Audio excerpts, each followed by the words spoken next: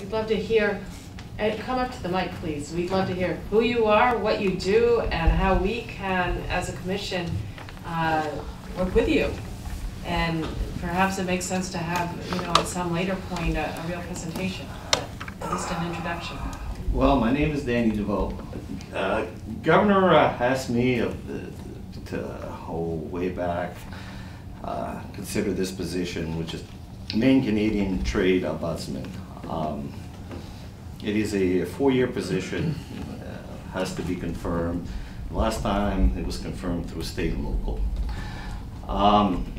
Basically the position deals with trade policies and issues with Canada.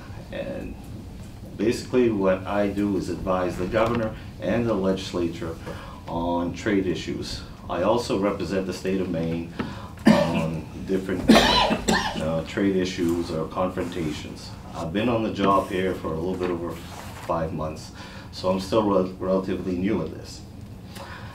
We last Monday met with the new Quebec Premier, Ms. Pauline Marois. We signed a MOU, Memorandum of Understanding. If I'm correct, Quebec has only signed 3 MOUs. I think one of them, we didn't get to the final details. One of them, if I remember correctly, is New York.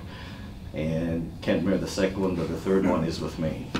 So it was very exciting that we were able to sign a Memorandum of Understanding. Part of that Memorandum of Understanding was dealt with, of course, #1 issue was energy, transportation, trade, and tourism. Obviously the governor, his emphasis is on energy and trade. The Premier doesn't speak, speaks very little English, and she was very excited to have a working relationship with this governor because most, if 80% of the dialogue was done in French. And she did share with us while we were conversing that very rarely that she can do that with either other premiers of Canada. So she feels that she has an ally in the States, especially in New England. Quick little facts, numbers, monetary numbers. We deal in Canada, and just keep in mind this is mostly, I didn't break it down because I don't have my props with me and this was quick. But the trade between Maine and Canada is roughly 3.1 billion.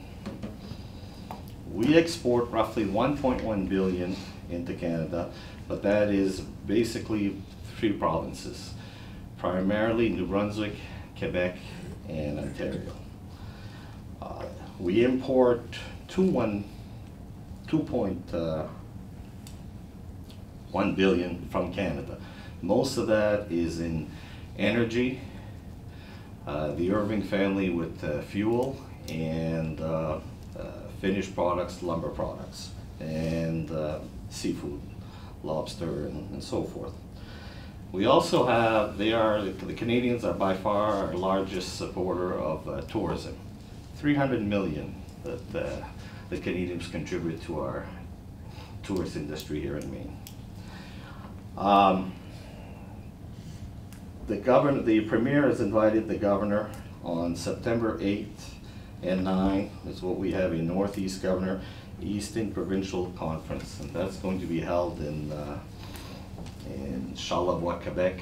And the governor has been in the past been unable to attend, and he will be attending this conference. And at this conference, most of the issues are, which energy is a very hot topic, that are discussed are energy and trade.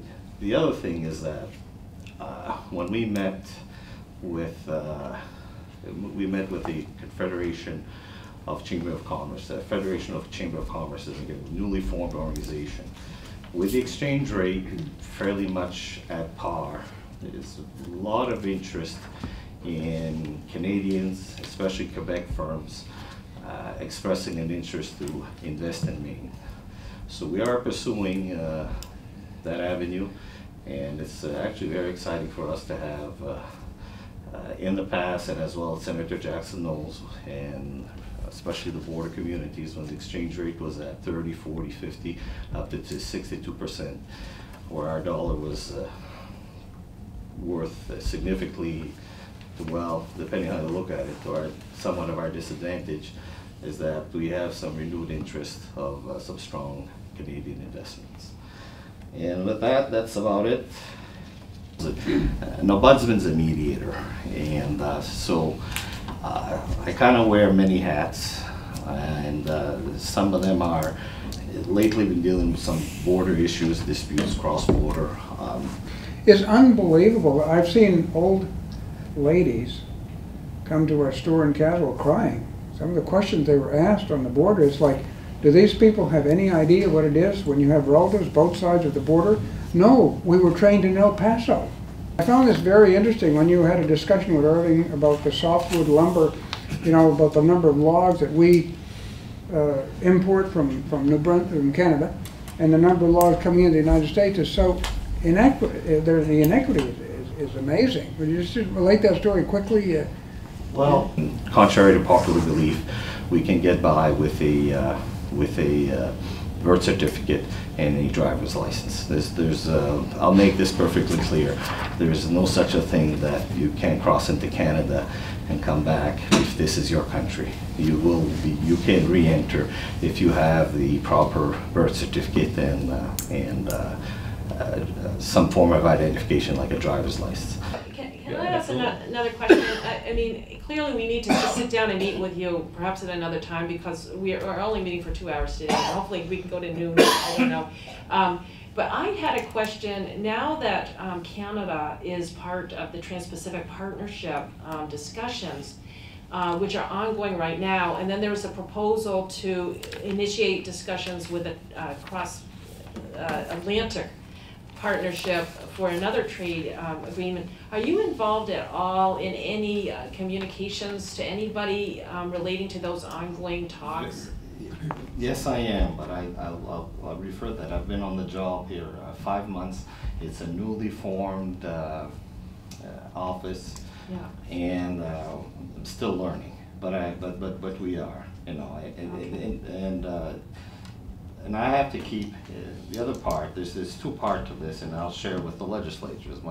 My position is to advise and brief the governor and the yeah. legislature of ongoing Canadian issues, especially trade issues. Okay. So. Well, what I was going to offer is that the commission has actually taken positions on a number of issues and has had commissioned a professor at Georgetown to actually do an analysis of a couple of those issues that relate to the Trans-Pacific Partnership. We're going to be talking about other ones as well.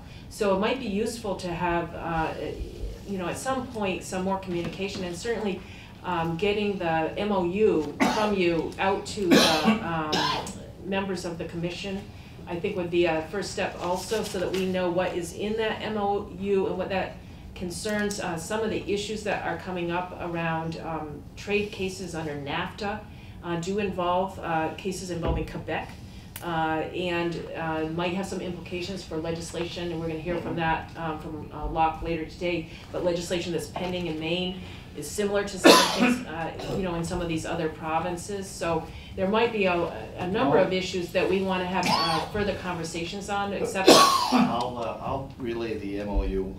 So I think that would be great. So who do I, the MOU, who do I turn that? That would be, if you could send it to me, and my email address is on that card. Okay, I just gave you. Good enough.